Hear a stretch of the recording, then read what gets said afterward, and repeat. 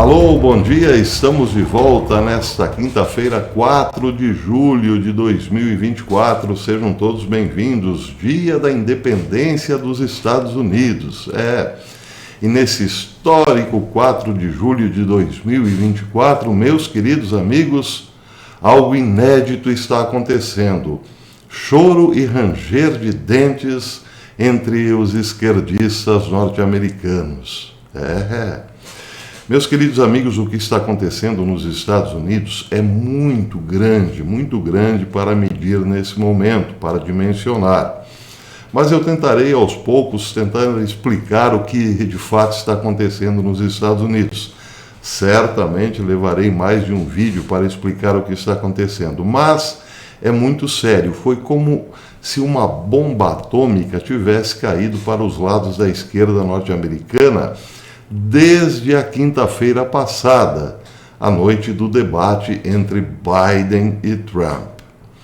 Bem, o debate entre Biden e Trump trouxe sim um furacão político para a América, mas outro fato importantíssimo acontecido no dia 1º de julho revelou outro aspecto do problema da esquerda norte-americana.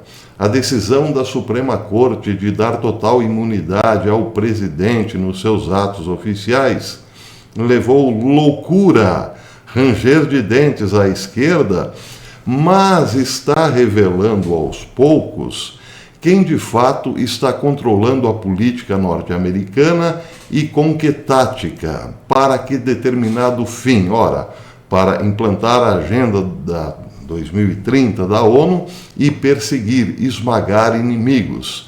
É isso que a decisão da Suprema Corte levantou, não intencionalmente, claro, o problema do Departamento de Justiça hoje. Ele está sendo usado como arma política contra adversários políticos da esquerda. Bem, esses dois fatores, então, o debate de Biden com Trump na quinta-feira e a decisão da Suprema Corte, juntos, criam um cogumelo nuclear dentro da política norte-americana. Como disse, é muito grande o que está acontecendo e, claro, muito difícil explicar num único vídeo. Mas, para vocês terem uma ideia, vamos começar pelo aspecto político. Há agora, sim, claro, um furacão político nos Estados Unidos, porque desde o debate, a esquerda já não consegue mais disfarçar que Biden, de fato, não é o presidente, porque Biden não tem mais a mínima chance, quer dizer, não tem há muito tempo nenhuma chance de comandar o país. É claro que ele está sendo comandado por controle remoto, e é isso que está causando, então, o terremoto político. Querem uma ideia, um exemplo do que está acontecendo politicamente? Vou dar 2 exemplos. O primeiro vem de Hal Turner, do Hal Turner Radio Show, publicado hoje.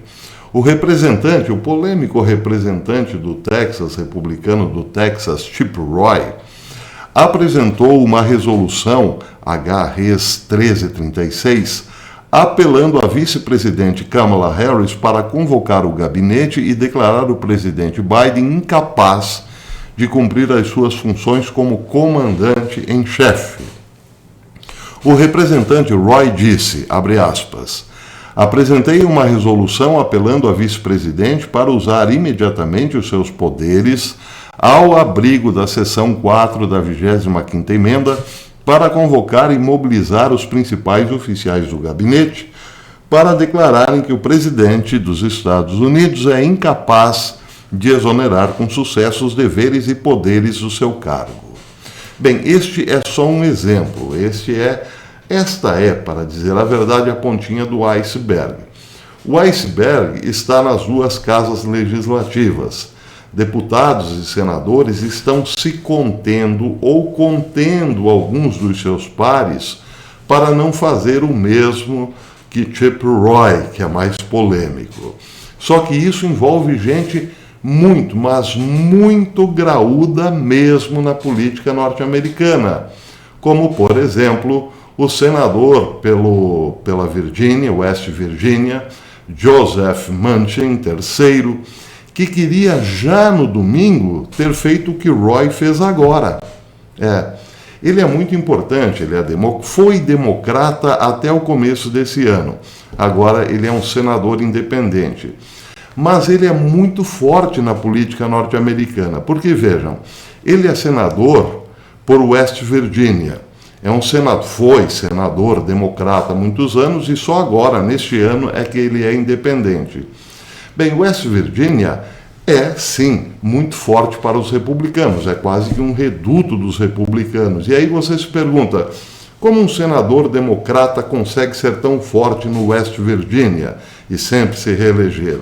Porque ele era considerado o mais conservador dos democratas, ou seja, um político de respeito dentro dos democratas, quer dizer, respeito em relação aos seus pares republicanos. O povo gosta de Joseph Manchin III. Bem, o que ele queria fazer já no domingo? Colocar a boca no trombone. Como disse, repito, fazer tudo o que Chip Roy fez hoje, ou ontem, melhor dizendo. Mas ele foi contido pelos seus pares, porque não querem, neste momento, esfaquear Júlio César na escadaria do Senado. Bem, essa matéria foi dada com destaque pelo Daily Mail na segunda-feira, que dizia o seguinte: pelo menos 25 membros democratas do Congresso querem pedir que Joe Biden desista da corrida presidencial nos próximos dias, porém estão sendo contidos por outros, também senadores, para que não façam isso já, neste momento. Isso quer dizer, então, em bom português, que há sim um terremoto com um furacão dentro da política norte-americana. Acontece que esse é só um dos aspectos, como disse, um dos aspectos do terremoto com um furacão ao mesmo tempo. O outro veio no dia 1º. Vejam só o que aconteceu no dia 1º. Claro que a maioria já sabe. A Suprema Corte dos Estados Unidos decidiu que Donald Trump tem imunidade, sim, para atos oficiais. E isso criou outro pesadelo na esquerda, porque agora é muito difícil saber o que são atos oficiais, ou melhor, é muito difícil nesse momento separar atos oficiais de um presidente com atos não oficiais. Isso quer dizer o seguinte: a esquerda queria, porque queria, colocar Trump no tribunal de novo, por ele ter pressionado o seu vice na época, Mike Pence, a declarar nulo o resultado da eleição e não reconhecer a vitória de Biden. Para isso, a esquerda estava reunida porque considerava um crime do presidente Trump. Acontece que a Suprema Corte, ao decidir por 6 votos contra 3 em favor de Trump, nesse caso de sua imunidade, mostra que tudo o que Trump fez naquele momento, conversando com Mike Pence, era ato oficial e, portanto, não pode ser levado ao tribunal, entre outras cocitas. Pesadelo? Pesadelo sim. Querem um exemplo do porquê desse pesadelo? Ou melhor, um exemplo de como é esse pesadelo? Vamos pegar a radicaloide Alexandria Ocasio-Cortez. Vejam o que ela disse. A Suprema Corte foi consumida por uma crise de corrupção além do seu controle. A decisão de hoje, na segunda-feira, representa um ataque à democracia americana, escreveu Alexandria. Cabe ao Congresso defender nossa nação nessa captura autoritária. Ou seja, para ela, na cabeça dela, os juízes de extremíssima direita, conservadores, capturaram a Suprema Corte. Pretendo protocolar artigos de impeachment quando retornarmos. Não é a primeira vez, diz aqui o Gateway Pundit, que Alexandria Ocasio-Cortez ameaça membros do tribunal, apesar de todos eles terem sido nomeados e confirmados por meio do processo constitucional acordado. Em 2022, ela sugeriu que o Congresso precisava acabar com tudo isso para combater a chamada mudança climática, ou seja, destituir a corte e meter lá os juízes que seriam mais favoráveis, então, à esquerda. Aí não seria sequestro, né? Essa é a contradição natural da esquerda, claro. Mas mostra o quanto eles estão rangendo os dentes por conta da decisão do dia 1º de julho. Mais um exemplo, esse foi publicado ontem no Breitbart News, antes de ontem. Os democratas sugeriram na segunda-feira que o ex-presidente Trump poderá perseguir seus oponentes políticos legalmente se retornar à Casa Branca após a decisão da Suprema Corte sobre imunidade presidencial no caso Trump versus Estados Unidos. O ativista e comentarista do Partido Democrata, Van Jones, alertou que a decisão concedeu aos presidentes uma licença para agir como bandidos. Vejam, aqui também, além da característica do ranger de dentes, mais uma contradição, porque, na verdade, quem está usando os seus poderes para, as suas licenças, para agirem como bandidos, é um grupo de advogados que pertenceu ao Departamento de Justiça e que agora, já não mais dentro do Departamento de Justiça, ditam os rumos da justiça norte-americana, ditam rumos para procuradores, juízes, etc. e tal, advogados, através dos grandes meios de comunicação. Seria mais ou menos o seguinte: imaginem aqui no Brasil alguns ex-magistrados, ou então advogados importantes da União, ou então ministros de justiça, saírem de seus cargos oficiais e ocuparem grandes espaços vamos dizer assim, na maior rede de televisão do país. E a partir dali, a partir de seus comentários, começasse a influenciar a decisão dos juízes que ocupam cargos oficiais. Pois bem, a decisão da Suprema Corte de segunda-feira, do dia 1º, acabou, querendo ou não, levantando essa lebre. Agora já estão debaixo das luzes aqueles que de fato estão comandando a justiça nos Estados Unidos para perseguir adversários como Donald Trump, por exemplo. E é por isso que eu disse, tudo que está acontecendo, desculpem a nossa falha, tudo que está acontecendo agora nos Estados Unidos é muito grande para dimensionar. Bem, então vamos a esse outro aspecto. Vejam só. Disse o Conservative Treehouse antes de ontem o seguinte: na segunda-feira, a Suprema Corte divulgou uma decisão de referência sobre imunidade presidencial que resultou em ar tão quente, mas tão quente, que é suficiente para derreter as calotas polares. De quem o Treehouse está se referindo, a quem está se referindo nessa matéria? Bem, há um pequeno grupo que comanda o Departamento de Justiça, como disse, através da grande mídia hoje. Claro, é preciso lembrar que esse grupo já teve cargo oficial. Eram os representantes daquele velho conceito, nem tão velho assim, vamos lá, é um conceito da década de 70, chamado lawfare. Para quem não sabe, lawfare, não é? Para quem não sabe, lawfare é uma espécie de uso da lei em tempos de guerra ou para guerra. Eu vou explicar um pouco melhor sobre isso.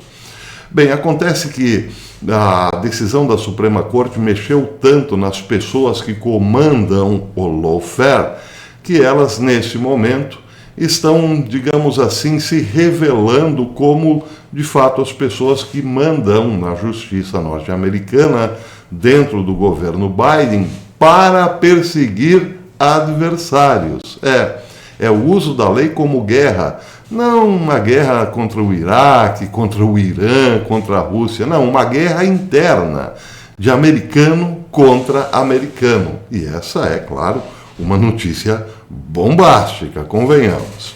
Bem, disse o Conservative Treehouse o seguinte: a ponta de lança do lawfare consiste em um pequeno grupo de ex-advogados do Departamento de Justiça e esquerdistas da Justiça que ajudaram o antigo procurador-geral Eric Holder a criar a Divisão de Segurança Nacional do Departamento de Justiça / NSD. Anotem essa sigla, NSD. Quando ela foi formada em nome do presidente Barack Hussein Obama. Bem, ela não foi formada em nome do presidente Barack Hussein Obama. Ela foi formada por George W. Bush depois de 2001 para combater o terror. Ou seja, o uso da lei para a guerra, naquele caso para combater os terroristas que perpetraram o ataque a Nova York e depois também para ser usada contra o Iraque, na guerra, segunda invasão do Iraque. Só que, claro, com a vinda de Barack Hussein Obama, outro gabinete lawfare foi formado. Dentro da onde exatamente?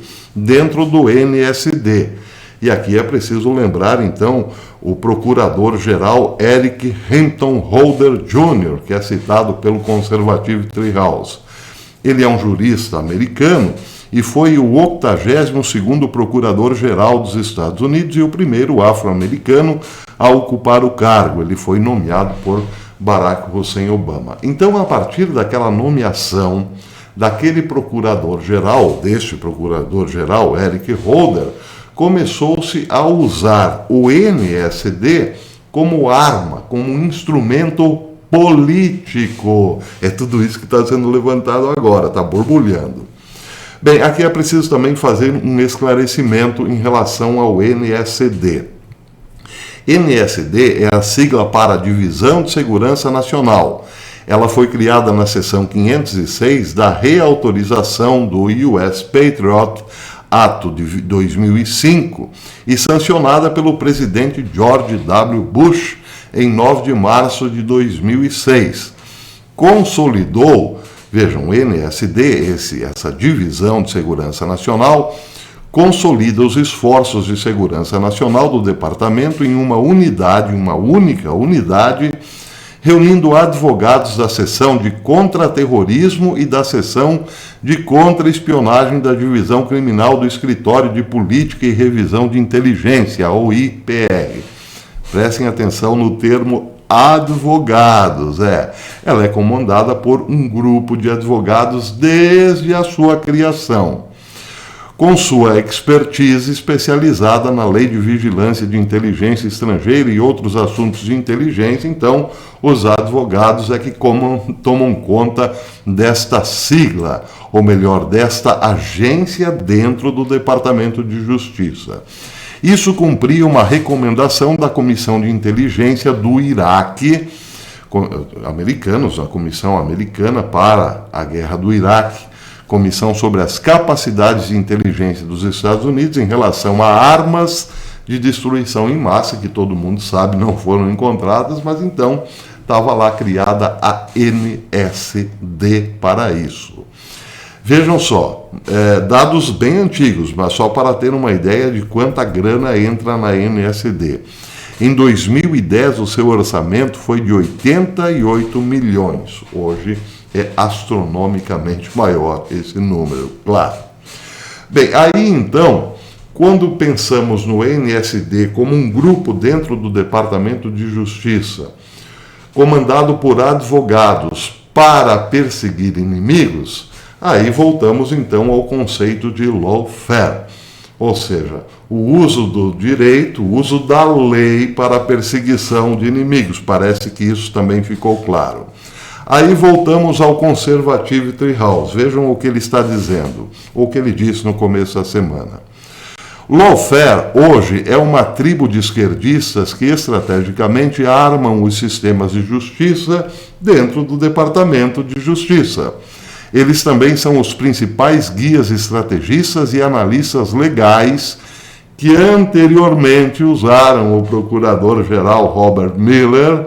Lembram o homem que passou 3 anos e meio gastando os tubos do dinheiro do contribuinte para incriminar Donald Trump numa relação com a Rússia, que nunca foi encontrada. Lembram dele? Robert Mueller. E atualmente usam o procurador Jack Smith, o que persegue Donald Trump atualmente. Pois é. Bem, a tribo, aí vem os nomes de quem de fato está comandando o NSD. Presta atenção! A tribo é liderada por um trio de companheiros de viagem, Mary McCord, Norm Eisen e Andrew Weissman. Mary McCord, por exemplo, está no centro de cada abordagem de ataque implantada contra o presidente Trump.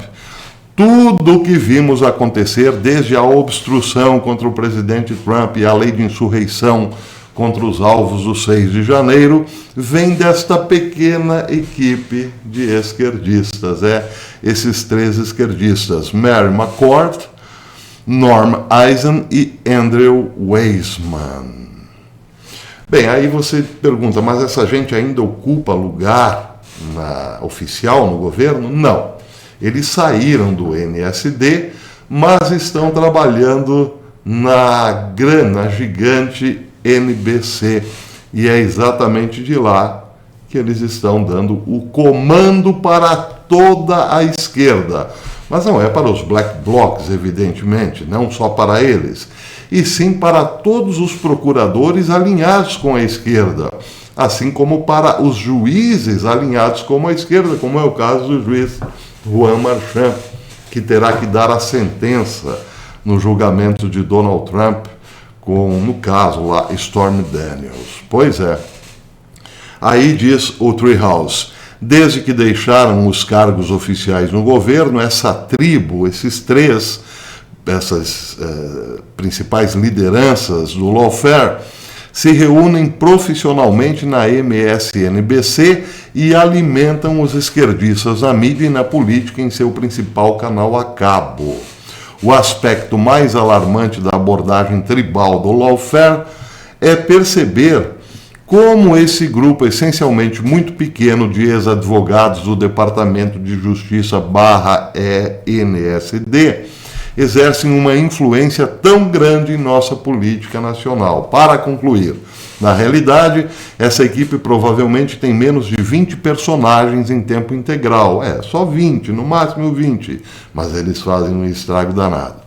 Com cerca de meia dúzia de advogados usados como porta-vozes. A voz pública para manter os esquerdistas radicais na mensagem ideal é essencialmente dada por esses 3 aí representantes ex-representantes do NSD. No entanto, esse grupo também escreve as estratégias legais para todas as abordagens de ataque usadas em Atlanta, Geórgia, Nova York em relação aí ao procurador Alvin Bragg, e DC, da Flórida, como o conselheiro especial Jack Smith. Bem, então está aí. Tudo o que aconteceu da segunda-feira em diante levantou aí o comando, o alto comando, trouxe à luz o alto comando de quem está usando a lei como arma de guerra para a perseguição, repito, não de iraquianos, iranianos, russos ou chineses, não, de norte-americanos como Donald Trump e o pessoal do MAGA. Acontece que agora é preciso ir mais longe, porque esses 3 que estão dando o comando para parte da justiça americana são, por sua vez, comandados por tubarões ainda maiores. E esse parece um milagre que está acontecendo na política norte-americana. Está, aos poucos, se revelando todo o esquemão que foi feito para manter Biden no poder, ou melhor, para levá-lo ao poder, né? Ele que mesmo sem fazer campanha, né, ficava lá no porão, chegou ao poder e depois, para mantê-lo no poder, à custa de muita perseguição e dor de cabeça para os oponentes republicanos. Leia-se Donald Trump e seus seguidores. Pois é. Como disse, é muita coisa o que está acontecendo nos Estados Unidos agora. E é muito difícil, então, de mencionar ou esgotar o assunto num único vídeo, mas pelo menos já nos dá aí uma certa noção do que está acontecendo. Choro e ranger de dentes, mas eu ainda volto a esse assunto. Outro detalhe dessa história, que também está desesperando os esquerdistas, é que o julgamento de Trump não terá um veredito final antes das eleições, por conta da decisão da Suprema Corte. Mas isso eu precisaria detalhar com mais tempo, e como o vídeo está muito longo, eu vou deixar então para uma próxima oportunidade. Por enquanto é isso, espero que tenham gostado. Se gostou, deixe o seu like e verifique aí se você ainda é inscrito no nosso canal. Se não for, inscreva-se novamente, acione o sininho para receber as notificações dos nossos vídeos e, se possível, torne-se membro, porque a membresia é que nos garante continuar aqui na plataforma por mais algum tempinho, apesar dos pesares. Ademais, que eu vou em frente